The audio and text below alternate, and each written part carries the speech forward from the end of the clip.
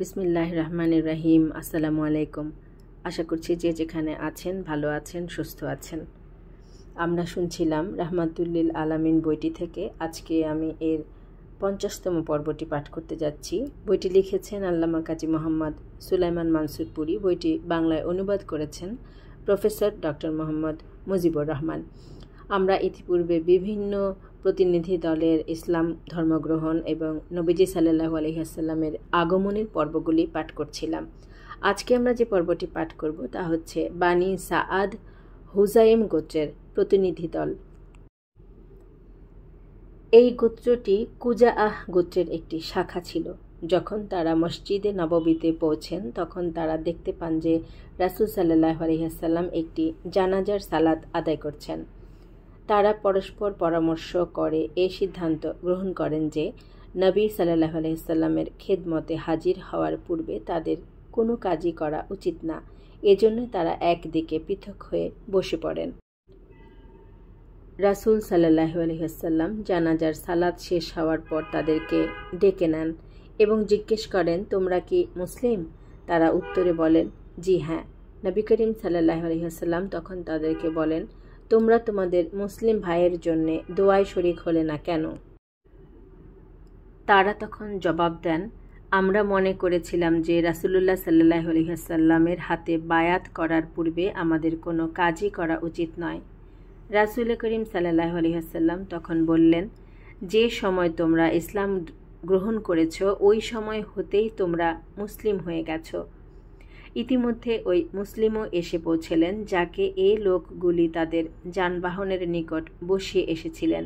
প্রতিনিধি দল বললেন, হে আল্লাহর রাসূল সাল্লাল্লাহু আলাইহি ওয়াসাল্লাম, এই লোকটি আমাদের মধ্যে বয়সে সবচেয়ে ছোট, এজন্য এ আমাদের খাদেম। নবী করিম সাল্লাল্লাহু আলাইহি ওয়াসাল্লাম বললেন, হ্যাঁ, কওমের সবচেয়ে ছোট জন তাদের খাদেম। আল্লাহ তাকে বরকত দান করুন। রাসূল সাল্লাল্লাহু আলাইহি ওয়াসাল্লামের দোয়ার বরকতে ওই লোকটি কওমের ইমাম হয়ে যান এবং কওমের মধ্যে তিনিই হয়ে যান কোরআনের সবচেয়ে বড় আলেম। এই প্রতিনিধি দল স্বদেশে ফিরে গেলে সমগ্র গোত্রের মধ্যে ইসলাম ছড়িয়ে পড়ে। এরপর আসে বানু আসাদ গোত্রের প্রতিনিধি দল। এরা ছিল 10 জন লোক। এদের মধ্যে ওয়েবসাহ ইবনু মাবাদ এবং তালহা ইবনু খোয়াইলিদও ছিল। রাসূলুল্লাহ সাল্লাল্লাহু আলাইহি ওয়াসাল্লাম সাহাবীগণ সহ মসজিদে অবস্থান করছিলেন।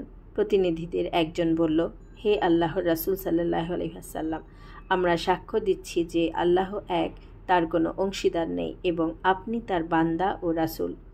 হে আল্লাহর রাসূল সাল্লাল্লাহু আলাইহি ওয়াসাল্লাম, দেখুন আমরা নিজে নিজেই হাজির হয়ে গেছি এবং আপনি তো আমাদের নিকট কোনো লোক পাঠাননি। তাদের এ কথার পরিপ্রেক্ষিতে নিম্নের আয়াত অবতীর্ণ হয়। তারা আত্মসমর্পণ করে তোমাকে ধন্য করেছে মনে করে। বলো, তোমাদের আত্মসমর্পণ আমাকে ধন্য করেছে মনে করো না, বরং আল্লাহই ঈমানের দিকে পরিচালিত করে তোমাদেরকে ধন্য করেছেন, যদি তোমরা সত্যবাদী হও। সূরা হুজুরাত আয়াত 17। অতঃপর তারা জিজ্ঞেস করল, জন্তুর আওয়াজ এবং শকুন ইত্যাদি দ্বারা শুভাশুভ বের করা কিরূপ? রাসূলুল্লাহ সাল্লাল্লাহু আলাইহি ওয়াসাল্লাম তাদেরকে এসব হতে নিষেধ করলেন। তারা জিজ্ঞেস করল, হে আল্লাহর রাসূল সাল্লাল্লাহু আলাইহি ওয়াসাল্লাম, একটা কথা বাকি রয়ে গেছে। জ্যোতিষ বিদ্যা সম্পর্কে আপনার হুকুম কি? নবী করিম সাল্লাল্লাহু আলাইহি ওয়াসাল্লাম উত্তরে বললেন, এটা একজন নবী লোকদেরকে শিখিয়েছিলেন। এরপর আসে বাহরার প্রতিনিধি দল। এই লোকগুলি মদিনায় আগমন করেন। তারা মিকদাদের রাদিয়াল্লাহু আনহুর বাড়ির সামনে এসে উট বসিয়ে দেন। মিকদাদ রাদিয়াল্লাহু আনহু বাড়ির লোকদেরকে বলেন, এদের জন্য কিছু তৈরি করো। অতঃপর তিনি স্বয়ং তাদের নিকট এসে তাদেরকে খোশ আমদেদ জানান এবং বাড়িতে নিয়ে যান। তাদের সামনে হায়েস এক প্রকার খাদ্য রাখা হয়। হায়েস হলো এমন এক খাদ্য যা খেজুর ও ছাতু মিশ্রিত করে ঘি দ্বারা প্রস্তুত করা হতো। ঘি এর সাথে কখনো চর্বিও দেয়া হতো। ওই খাদ্যের মধ্য হতে মিকদাদ রাদিয়াল্লাহু আনহু কিছু রাসূল সাল্লাল্লাহু আলাইহি ওয়াসাল্লামের জন্য পাঠিয়ে দেন। নবী করিম সাল্লাল্লাহু আলাইহি ওয়াসাল্লাম কিছু খেয়ে খাবারের পাত্রটি ফেরত পাঠান। এরপর থেকে মিকদাদ রাদিয়াল্লাহু আনহু দিনে 2 বার ওই পাত্রটি মেহমানদের সামনে রেখে দিতেন। তারা মজা করে এবং পেট পুরে খেতেন, কিন্তু খাদ্য কিছুই কমত না। এ দেখে মেহমানরা বিস্মিত হন।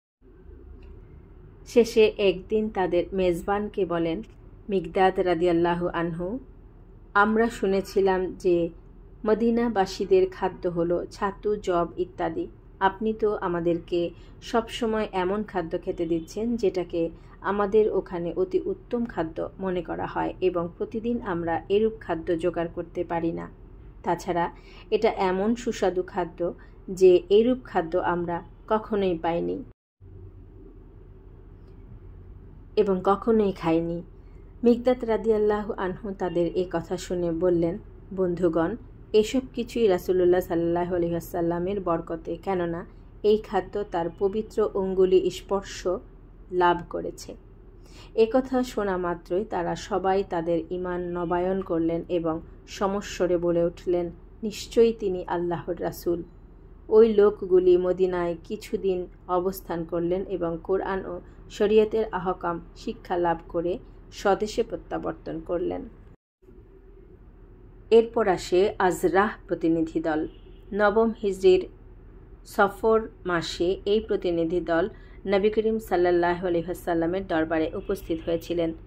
এই প্রতিনিধি দলের মধ্যে 19 জন লোক ছিলেন। তাদের মধ্যে হামজাহ ইবনু নুমানও ছিলেন।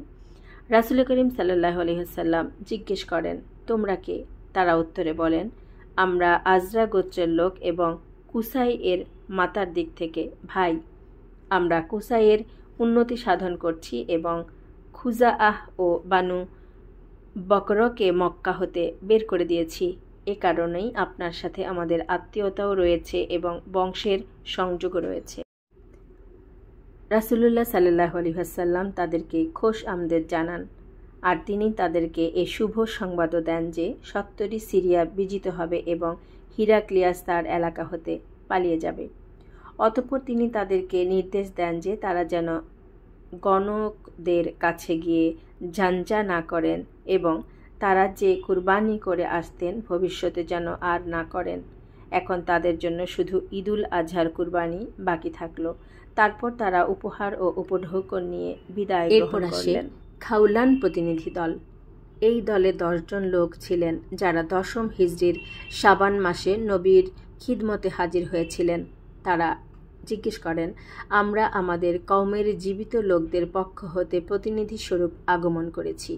আল্লাহ ও তার রাসূল সাল্লাল্লাহু আলাইহি ওয়াসাল্লামের উপর আমাদের ঈমান রয়েছে। আমরা দীর্ঘ পথ অতিক্রম করে আপনার খিদমতে উপস্থিত হয়েছি। আমরা স্বীকার করছি যে আমাদের উপর আল্লাহ ও তার রাসূল সাল্লাল্লাহু আলাইহি ওয়াসাল্লামের অনুগ্রহ রয়েছে। আমরা এখানে শুধুমাত্র জিয়ারতের জন্য হাজির হয়েছি। রাসূলুল্লাহ সাল্লাল্লাহু আলাইহি ওয়াসাল্লাম বললেন, যে ব্যক্তি মদিনায় এসে আমার সাথে দেখা করে সে কিয়ামতের দিন আমার প্রতিবেশী হবে। অতঃপর রাসূলুল্লাহ সাল্লাল্লাহু আলাইহি ওয়াসাল্লাম তাদেরকে জিজ্ঞেস করলেন, আম্মে আনাসের এটা একটা মূর্তির নাম যা ওই কওমের উপাস্য ছিল, অবস্থা কি? প্রতিনিধিরা বললেন, আল্লাহ তাআলার হাজার শুকর যে তিনি আপনার শিক্ষাকে ওর স্থলবর্তী বানিয়ে দিয়েছেন। কিছু কিছু বুড়ো বুড়ি রয়ে গেছে যারা ওর পূজা করতে রয়েছে। এবার গিয়ে ইনশাল্লাহ আমরা ওটাকে ভেঙে ফেলব। আমরা বহুদিন যাবৎ প্রতারণা ও পরীক্ষার মধ্যে ছিলাম। রাসূলুল্লাহ সাল্লাল্লাহু আলাইহি ওয়াসাল্লাম বললেন, কোনো এক দিনের ঘটনা শোনাও তো। প্রতিনিধি দল বললেন, হে আল্লাহর রাসূল সাল্লাল্লাহু আলাইহি ওয়াসাল্লাম, একদা আমরা 100টি ষাঁড় একত্রিত করি এবং ওই সবগুলি একই দিনে আম্মে আনাসের জন্য কুরবানি করা হয় এবং উহার গোশত হিংস্র জন্তুর জন্য ছেড়ে দেওয়া হয়, অথচ আমাদের নিজেদেরই গোশত ও পশুর খুবই প্রয়োজন ছিল।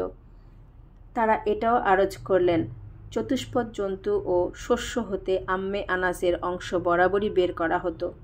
যখন কেউ জমিতে চাষাবাদ করত তখন ওর মধ্যভাগ আম্মে আনাসের জন্য নির্দিষ্ট করত এবং এক প্রান্তের অংশ আল্লাহর নামে নির্দিষ্ট করে রাখত। জমির ফসল বাতাসে নষ্ট হয়ে গেলে আল্লাহর অংশ তো তারা আম্মে আনাসের নামে করে দিত, কিন্তু আম্মে আনাসের অংশ আল্লাহর নামে করত না। রাসূলুল্লাহ সাল্লাল্লাহু আলাইহি ওয়াসাল্লাম তাদেরকে দ্বীনের ফরজসমূহ শিক্ষা দিলেন এবং বিশেষভাবে নিম্নের বিষয়গুলির উপদেশ দিলেন: 1. অঙ্গীকার পূর্ণ করা, 2. আমানত আদায় করা, 3. প্রতিবেশীদের সাথে সদ্ব্যবহার করা, 4. কোনো একজন লোকের প্রতিও জুলুম না করা। একথাও বলেন যে জুলম কিয়ামতের দিন অন্ধকার রূপ ধারণ করবে।